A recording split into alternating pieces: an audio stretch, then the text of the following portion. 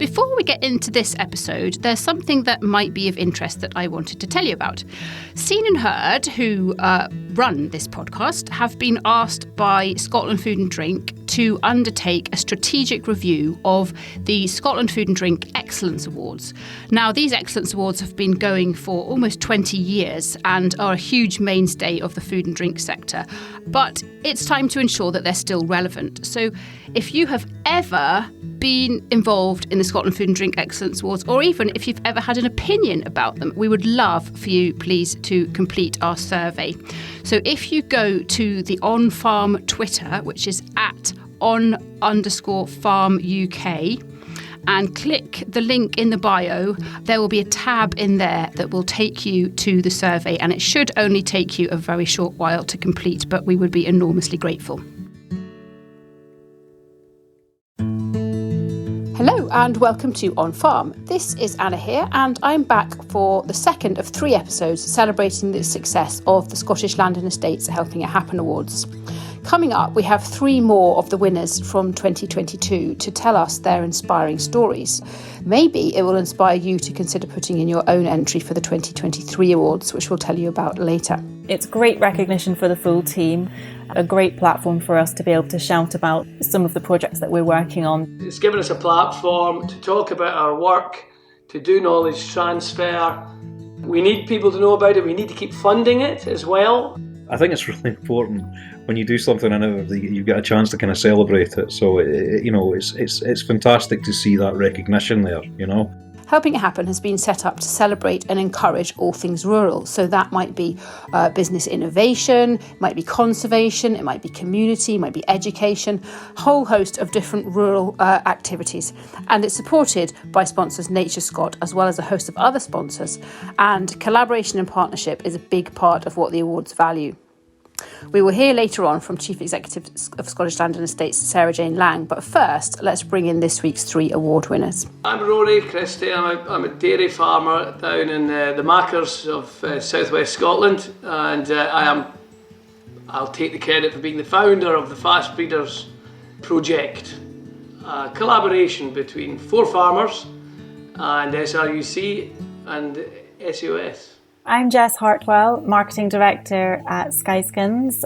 We're based in Waternish on the Isle of Skye. We are the last commercially producing sheepskin tannery in Scotland, and I'm busy with really everything through the business. We all do a little bit of everything, being a small family business. Hello, my name is Dougie Baird. I'm the Chief Executive for Outdoor Access Trust for Scotland. Involved in a lot of work dealing with outdoors access, and 2 of the initiatives that were recognised with the Helping It Happen Awards were very close to my heart. One of the Fairy Pools facility and the work done there and the successes that had, and also the Mountains and the People project, which was repairing mountain paths, training and volunteering in both the national parks in Scotland. Now, Dougie, you are effectively representing 2 winning projects, so I'm hoping to get you onto another podcast wearing another hat, but if you're happy to wear the Fairy Pools hat today, that's all I wanted. Then that would be fantastic. So, listeners will become familiar with your voice if we get you onto another pod as well. Jess, could you just tell us a little bit more about Skyskins, what you do, why you do it, what you love about it, some of the challenges you face? So Skyskins, I mentioned, we're a family business. So my mum and dad set up the business. This is our 40th anniversary year, so some time ago. In the 80s, my parents were crofting as well as being teachers. They were being encouraged to diversify crofters at that point. So they had a little bit of a conversation about what could be done in addition to sort of rearing the sheep, the black-faced sheep that we had then on the croft.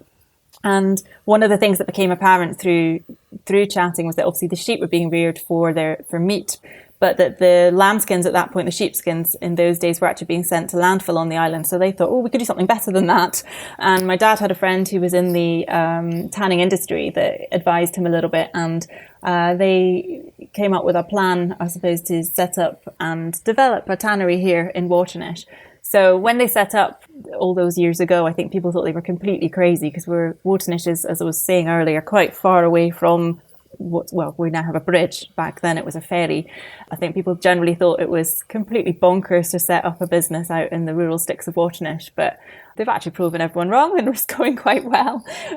Yeah. And so fast forward, and I certainly don't want to skip over all of the hard work that your mum and dad put in. Fast forward, your 40th anniversary this year, which is an amazing achievement. What does a modern Sky Skins look like? How do you sell your produce? And what are some of the challenges that you're facing in 2023? Obviously, when we started, the tannery was set up originally, so it was all about the craft, how to produce the sheepskins. I have to say that part of the business hasn't changed dramatically since we set up. We sourced, mum and dad sourced machinery, sort of 1920s, 30s style machinery from Northampton area, which was all quite compatible with the sheepskin tanning process. The other reason for sourcing sort of old-fashioned machinery is that it was low tech, so it didn't require a lot of maintenance, and that's quite important when you live far away from centres of expertise, I guess. So we still use all the same machinery. That's very much still the heart of our business, the tannery, and we still feel very rooted sort of in our landscape here, in that, we're still sourcing lambskins from the area. We don't have an abattoir on the island. Our closest abattoir is Dingwall, so that's where we go to source the majority of our sheepskins. We're developing that though, and I'll come on to that. In the last sort of five years or so, we've had quite a lot of development here in our terms. So we've still got our showroom, which is situated above our working tannery. We're a 5-star visitor attraction here in Waternish, so we're offering people a guided educational tour. We also have our yurt cafe. So we housed a cafe in a yurt that was in its sixth year, I think, this year. So that's a seasonal thing, because obviously the high winds that come rattle through here in the winter don't agree with the yurt. So we're summer based for that. But we also have another shop now in Portree, which serves as sort of another signpost for our main visitor attraction here in Waternish. But it's sort of a bijou Sky Skins experience there. So you can have coffee and cake and enjoy it looking over the Coolins, but also see a lovely selection of what we do. And we've got a live link there through to our tannery. So brilliant. Yeah, so you can helps. see what's going on. Yeah, Mm-hmm. yeah. And then obviously we sell online as well. So that's a key channel for us, being based up here in the northwest of Skye. So, And it also helps us extend our season and offer, full-time, year-round posts. We have a lot of part-time workers, but year-round posts for people, because we're really busy through the full 12 months with that as well. So being, a business that's, so consumer focused must be important for you to have recognition, either through, as you've mentioned, being a 5-star visitor attraction, or through the ability to be recognised through awards for whether that's production or whether that's, overall innovation business. And I guess that brings us on to the Helping It Happen Awards. What made you apply for those, and having succeeded and come away with the amazing trophy, what has that kind of meant to Sky Skins as a business? Yeah, we are a small business, as I've mentioned, so we have limited time to do extra things beyond keeping the runnings of the business going. I suppose most people are in the same boat. So we are selective about if we were to enter an award. We pick and choose. We liked the Helping It Happen Awards because we felt it would potentially be good recognition of what we're doing. We are rural based. We applied for the Rural Business Award and we're lucky enough to come away with the trophy. And I think there's real value in even just submitting an application to the award, taking the time out to gather and collate and articulate your wins or achievements as a business. Something we possibly don't do enough of. It also helped, I think, feed into our strategy going forward. Because when you sit down and put everything together, you think, well, what else would tie in with that? And you look sort of at a broader, in the broader business context. Yeah, having come away with that award, it's been fantastic. It's a great platform for us to be able to reach out to potential customers, but also to meet other like-minded businesses as well. We do a lot of collaborative work, a lot with other businesses on the island. But it was really great to have the opportunity to meet other like-minded people at the awards as well. Good. Well, I'm pleased to hear it. Dougie, I'll come to you next if that's okay, as because we're talking here about another Sky collaboration effectively. You're representing the project at the Fairy Pools. Can you tell us a bit about that project and again, how it's connected to the award and what that has meant for the project, and I suppose the knock-on effect on Skye as an island, perhaps? Oh, exactly. I'll give you a bit of context and sort of how we came about as an organisation, just very briefly. That would be great, thank you. It'd be useful. We were formed in 1998 in Deeside, essentially to solve a car parking problem in Royal Deeside. Okay, right. People blocking the road there, and mountain rescue can get in and out, deliveries can get in and out, so on and so forth. The estate, Nature Scot, as they now are, and the council kind of got together and thought the best way to facilitate this was putting a trust together that could develop that car park, and through that car park generate a bit of income that could be used to improve access infrastructure in the area. So that was really kind of genesis where we were coming from. It's a really interesting model, I think, where you're sort of providing a kind of car parking service for folks which solves problems, but at the same time it's generating a kind of positive revenue that can then be reutilised. Last time I did the figures, I think we've raised over 20 million quid's worth of access infrastructure since 1998, kind of both national parks, Skye, places like this. So it's the payback on it can be really, really good, and it provides a sort of positive source of income while solving a problem. So that's where we're really coming from. Skye's had very specific problems that have kind of come to the fore in the last probably 10 years. The fairy pools usage, and I think it's to do with social media, really, as far as I can see, social media driven visits to very small rural places. If you go to the fairy pools, nobody called them the fairy pools, it's Corrie creation. Somebody came up with the name, and it grabbed people's imagination, but it's down a single track road with a very small community, and of course the infrastructure designed to fit that very small community. It's not designed to fit mass tourism. So, I think the use going back to 2005, there was about 13,000 people a year would go up the fairy pools. There's a people counter there. And by the time we got involved, that was up to 86,000. And then the year after we got involved, just revisiting the plans, that had gone up to 140,000.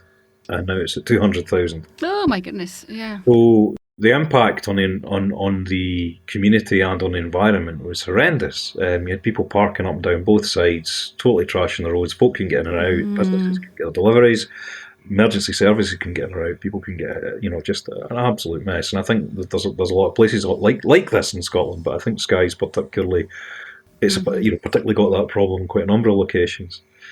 The difficulty being, of course, everyone's going to see the fairy pools, which is on one of the biggest private estates on the land, but yet the parking at that time was on a forestry road on the other side of the road.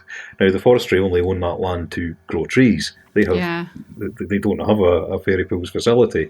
And, of course, the council are trying to kind of do what they can, but not really a solution there to these problems.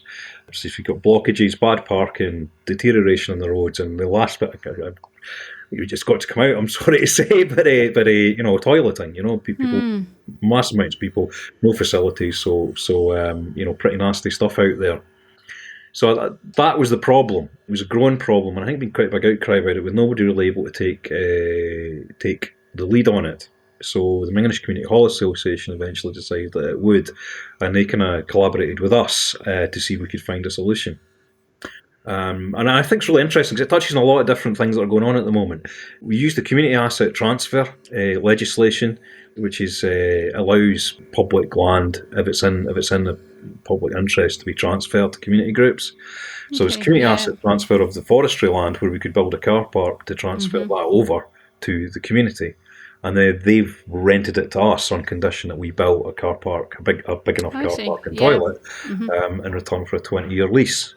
That's basically the deal. I think it's a very interesting one. Then you've got the problems of trying to build a facility off-grid for 200,000 people in Skye.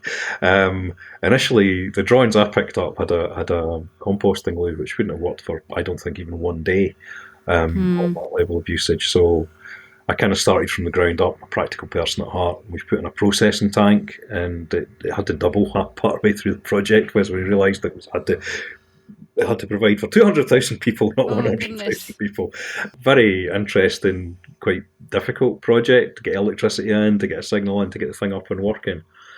But a very difficult project to do. But I think it's been quite innovative in the way it's engaged, but also in the outcomes from it. So now the car park, we built the car park first and then the loo second, and they're all working. The Clargister system works perfectly. It's a real innovation. It really is.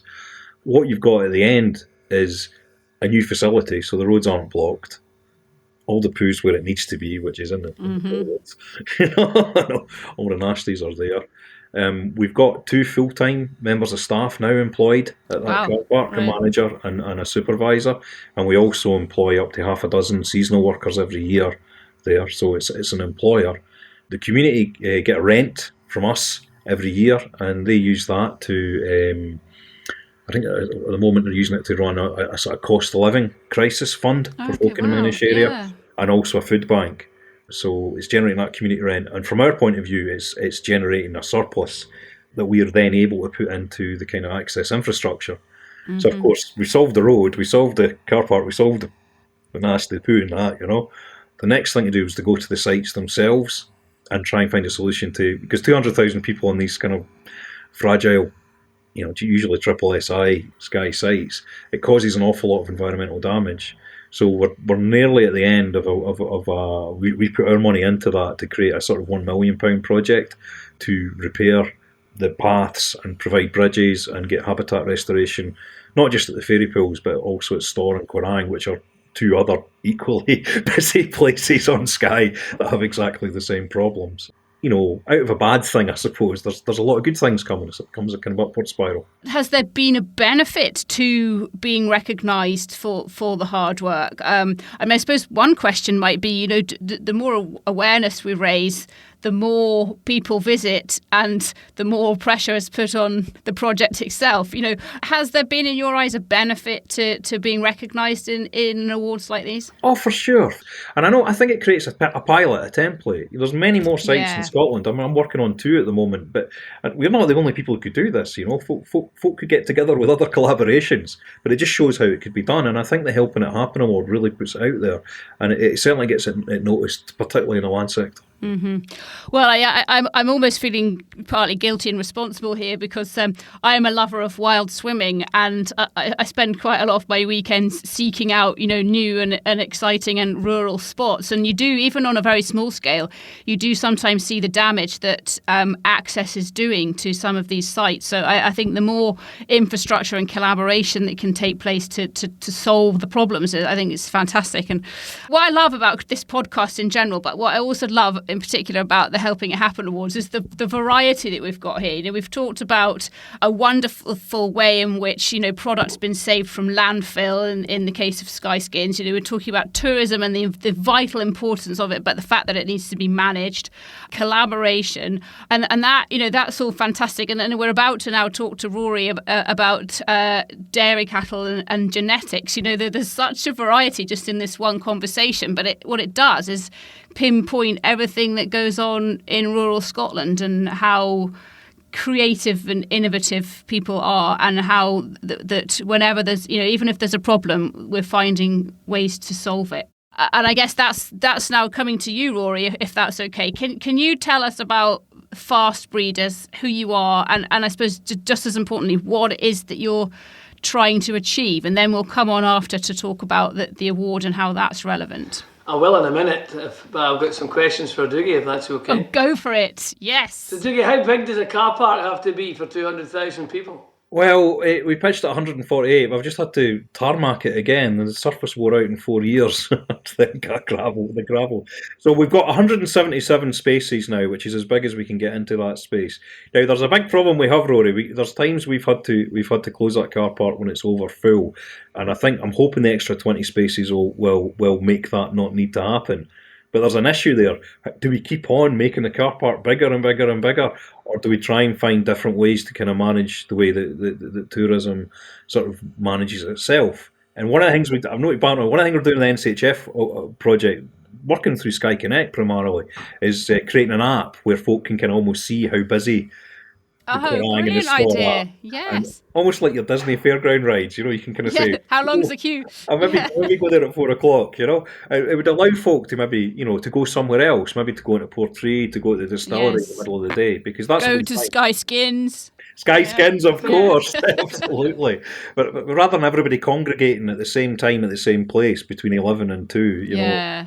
Which, brilliant, that's a brilliant idea. It's greatly positive. I'm also chair of SOS, which is an organisation that helps people collaborate within the food chain, within farming. And this is a collaborative solution. It's excellent. You're looking for more solutions, right? Because actual fact, if you do that app and it does send people up to Sky Skins, exactly, while they wait to get in their car park, you go on and on. But surely this model needs to be taken out. And we hear regularly in the press about the success of the Northwest 500, but yet it's overrun with people, and there's it's an unmanaged success.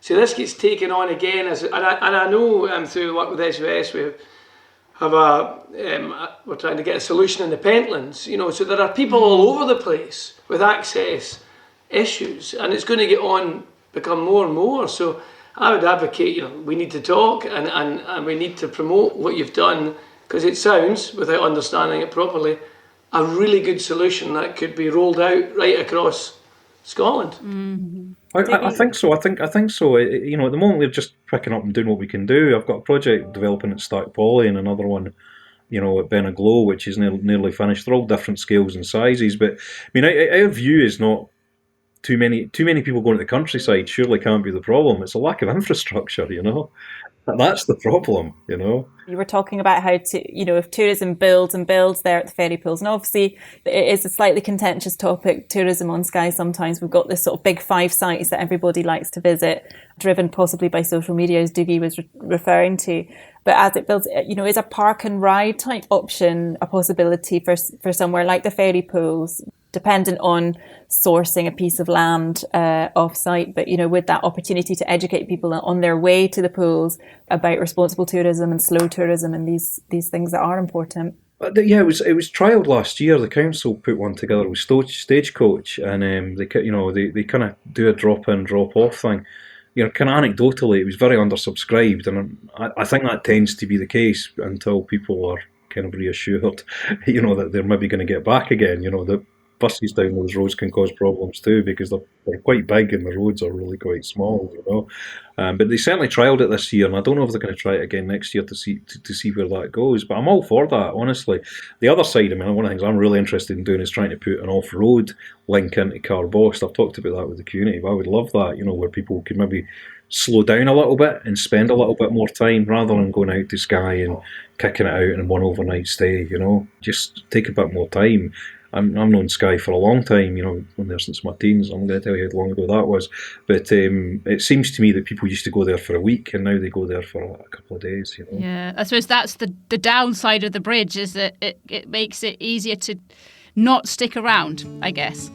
We'll be back with Rory, Jess and Dougie shortly, but first, a short word from Sarah Jane Lang. Scottish Land Estates Helping It Happen Awards have been running for 7 years, and the campaign has been running for a little bit longer. And they still provide such an excellent opportunity for businesses and projects, organisations and individuals to highlight the really vital contribution that they're making to the life of rural Scotland. People have thankfully got past that, I suppose, rural Scotland humility of just, keeping your head below the parapet and not shouting about your successes. And I'm delighted that Helping It Happen is able to provide a vehicle for people to do that. And it's not just about the awards, it is about raising awareness of the contribution that rural businesses make to the environment, to communities, creating employment, creating opportunities for others.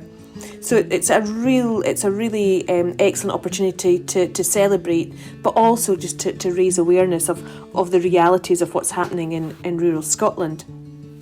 So for 2023, we have 2 new additions to our categories, and the first is the award for outstanding contribution to rural Scotland, and that aims to celebrate those who have spent their lives working in or for Scotland's countryside and the rural communities.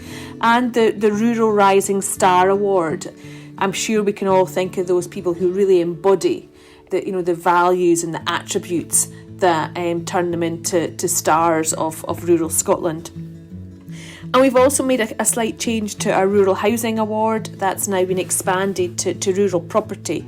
Not only those who are involved in providing much needed rural housing, but also look at outstanding design and architecture across all property types in rural Scotland.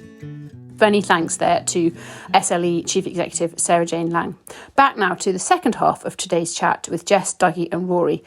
Rory, come to you now. We're about to talk about something completely different, but that's the beauty of these awards, that they're recognising stuff that's completely different. And for many people, the fast breeders and the whole genetic thing is probably not something that they tend to think about over their morning coffee. So enlighten us, if you would. Well, it started with 3 farmers who are like-minded and had a common problem, which was how do we get more from less, and we were all pushed pretty hard in dairy farming commercial environments, so how could we understand our cows better to see if we could find who the best ones are, basically, and then how do we breed from those cows that are better. And so we get commercial, we get more milk basically, and we get more efficient cows, and we become more resilient in the face of challenging economic times. It's turned out into so much more. Almost the greatest benefit for us as a group is it's been fun, actually. It's really good fun working together, and I'm very solution focused. For me, it's about collaborating, working together with people, and so we got these farmers together, and we started to work with SRUC and in particular a guy called Professor Mike Coffey, he's extremely good at communicating complicated stuff into farmer language, or into language that you would understand. And then we also, the people that helped us bring it together are SOS, Scottish Agricultural Organisation Society, which I am now Vice Chair of, which helps people collaborate, it helps people enable solutions. One of the key things that we have are what you call crossbred cows, so we don't have pedigree black and white cows. Ours are Jersey, Cross, Holstein. They're all outdoor cows, so they're grazing cows basically. And I've got a really big farm. I've got 1,100 cows. All these cows are out at grass about 300 days a year. And within that herd, there's some really top performers and there's some really rubbish ones, just like you get in any big population.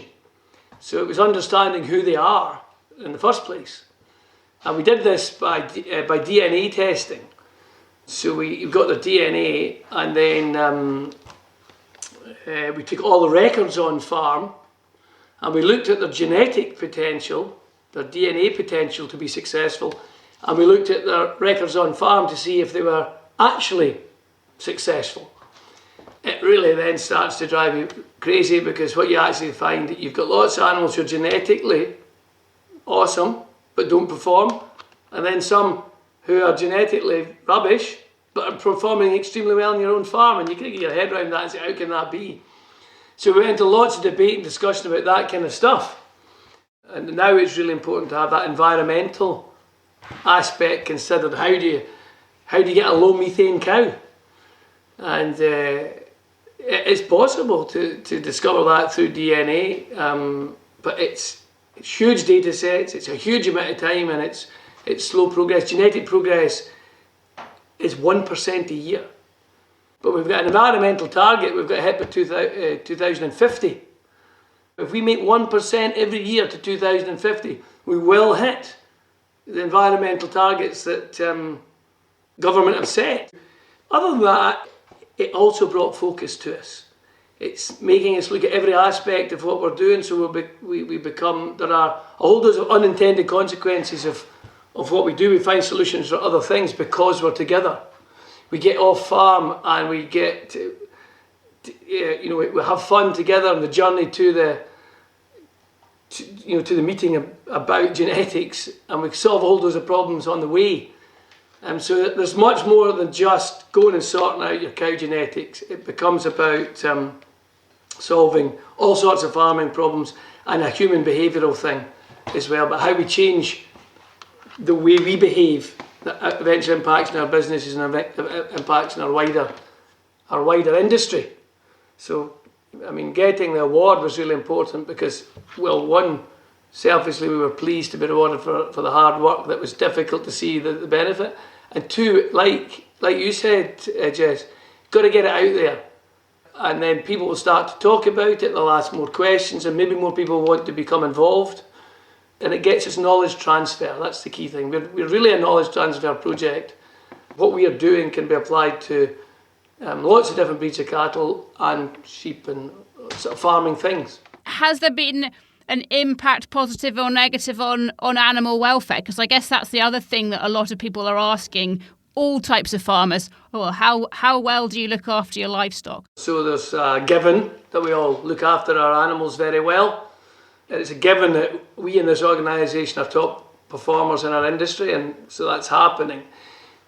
Ultimately, the deep down root thing that's going to happen here is we're actually doing, this is a bit anorak, but the analysis is done on the cows in the herd rather than the males. It's all about the dam. And we find these animals that are tremendous performers regardless of our management. They perform within our farm. So in other words, if you breed from them, you get more robust animals who are coping in the system.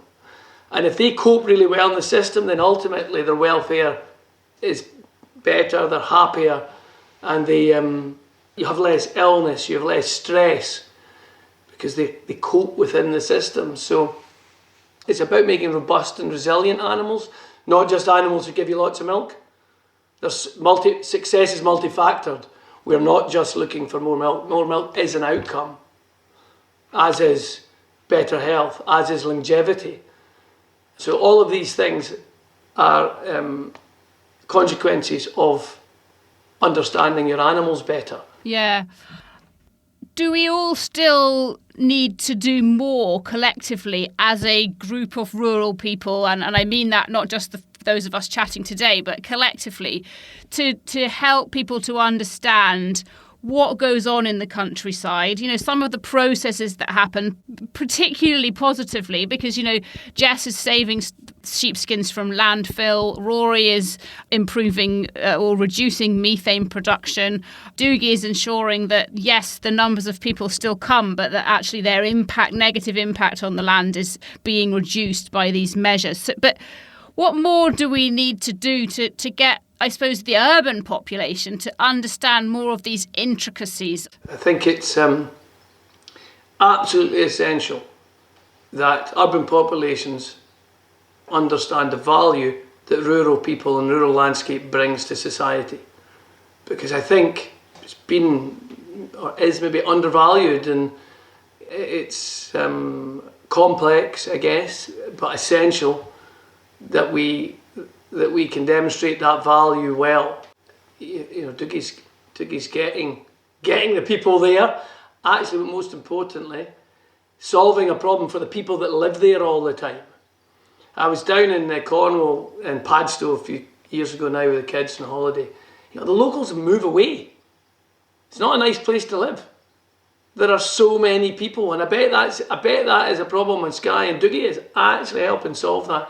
Make it a good place for people to live and a good place for people to visit. I think the other things, good jobs, and you see just infrastructure there, but with the likes of sealskins, you've got a long term kind of business there, innovative, employing people. We're employing people. Folk need a reason to stay, and I think that sometimes I feel for Cornwall and areas like that, and I would hate for Skye to go that way. It's a beautiful place. I've been there, but I do know that the wages there are quite low and the house prices are extremely high, and I think that's makes it very, very difficult for local folk. In terms of getting messages to urban folk, the only thing I would kind of always bang on about is that there are costs to the countryside. It's not free. There are folk making a living there. Folk like Rory, who are reliant on it for their livelihoods and for the livelihoods of the people they employ. From our point of view, these paths are viewed as free by a lot of folk, and there's no government fund for these whatsoever. And since European funding's gone off the table, that's something we're really looking at. And I think all most people are asking for, most of these people who live and work in rural areas, the priority is they just want to see people giving respect back to the countryside in exchange for their free use of it. And I think that for me is one of the most important things to get across. One of the projects that we've been working on a lot recently is sourcing direct from producers. So historically we've sourced from an abattoir, you know, a middleman essentially. We're now looking at going direct to producers and farmers to source from them, because we know the kinds of fleeces that our consumers, our customers like to buy. So to sort of ensure that we have good supply, to ensure that we know exactly where the skins are coming from, that there's good transparency of provenance for our customers, for ourselves, that we're able to answer questions on animal welfare, because that is something that comes up, and what kind of life have these animals lived. And we're able to answer that really clearly now because we have good relationships with the farmers that we're working with. But I suppose from our perspective as a sort of luxury end product that we're selling, we're also interested in raising awareness so that people know what questions to ask when they're consuming. They're asking the right sorts of questions about the background, about you know, whether it's something they're purchasing or the food that they're eating. That's a big separate industry on the island here as well. And I think, you know, the Helping It Happen Awards helped us with that, because it gave us a platform again to talk about this project that we're working on, the importance of the circular economy that's creating, and an opportunity to shout about that. But I think you're right in terms of spreading the word. It's really key that people do come and understand and respect, I guess, the work that goes on in rural areas. Jess, what do you think, what more or how big can it get? You know, we're currently in a really tricky place with redesigning agricultural policy. Marginal areas for farming like Skye are going to come under serious challenge, especially funding, and I suspect that there will be less money. Regardless of what people think, there will be less money come into the community of Skye, but you actually are providing a solution for a part of the animal that would not normally generate wealth, generate income. But that link to say, right, we've got to use the animals from Skye. We've become but we have no infrastructure. We have no abattoir. There's no way to access that. And you know, like Dougie's organisation, which basically took a car park, turned it into a £20 million investment. How do we get from buying something that nobody wanted, which are skins of sheep, to creating an economy on Skye? The incentive for change may be getting greater, because we're not going to get government support in the same way as in the past. So you're sitting with something that actually becomes hugely valuable if we can create wealth in a different way. I think so. I think it's about mindset, isn't it? And being open to the possibilities of change as well. So on Skye, a lot of the animals here are store lambs, so they won't be finished on the island. So they'll be, you know, away for finishing off island. So in that sense, sourcing skins from the island direct from producers is trickier, because they're not necessarily holding on to their own meat. But what we do see here on Skye is, you know, local restaurants all working together with local producers, you know, so there's more incentive for them to finish their own animals here and see that process right through. It may be possible, of course, with the technology today, that it's okay for those animals to leave and be finished somewhere else, because that is actually part of the tradition of Skye. But what you're needing to do is track them. And with Scotty ID and all the, you know, the tagging systems we have nowadays, you can actually follow those animals. And the more you can get access to that, then you follow them all the way back round, all the way back to Skye. Brilliant. But it is there, and so it's just a bit of collaboration around who's got the data. Yeah. That helps you find those animals and where they're being finished and how they're being finished. Yeah. And just working across industries as well. So not just within the sort of the agricultural sector, but perhaps with the food industry as well. It's also interlinked, obviously, but with tourism as well. So yeah, all the links are interesting. The awards sort of recognise such a varied sector, different, you know, across the different sectors. I think that's the thing, and I think, you know, some people might say, oh, well, you know, it's just a dinner, an excuse for everybody to go along, have a few glasses of wine. and enjoy themselves. But actually, yeah, you've got to have that pomp and circumstance and give people an enjoyment. But actually, there is so much more to it. You know, we've already just had conversations just in this one podcast about, you know, collaboration and potentially ways in which things can be improved. I'm sure Rory's got many cogs turning, for example, about, you know, what Doogie was saying about the use of that app. And I do as well. I think an app like that could be put to good use within the food industry as well as when it comes to, you know, accessing rural swimming spots. You know, there's almost no end to it. And I think just the way in which people are meeting and working together, and I suppose arguably most important, although not the only benefit, is, you know, the variety and really highlighting all of the nuances of what goes on in the rural sector. Because I think, you know, too many people think it's just farmers and landowners with the odd person out walking, and don't think about the nuances, whether that be making use of previously unwanted products, or whether that be the infrastructure challenges that are being solved. And I just think it's really heartwarming, actually. And so therefore, as an award, yeah, it's more than just a beautiful trophy, although that must be nice to have. Huge thanks to Rory, Jess and Doogie, and congratulations to all of them for their win in the SLE Helping It Happen Awards. Once again, we've heard about the benefits of entering and winning the awards, and hopefully that also gives a bit of encouragement to consider putting your own project or work forward for the 2023 awards. If you need one final push though, here's another word, and the last for today, from Sarah Jane Lang. So the nominations are now open. People can enter online at the Scottish Land and Estates website. You can nominate yourselves, you can nominate other people, and I'm delighted to say that, you know, nominations are flooding in from across Scotland, and it really is great to see that continued interest in these awards. And as I said, don't be shy. It is an excellent opportunity for rural businesses to kind of wave the flag and celebrate the fantastic job that they're doing. Thank you again to Sarah Jane. The On Farm podcast is made here by our team at Scene&HerdPR and Marketing, so do talk to us at any time if you've got questions or queries around communications, marketing or PR in your rural land or food-based business. Meantime, that's me for today, and we will see you next time.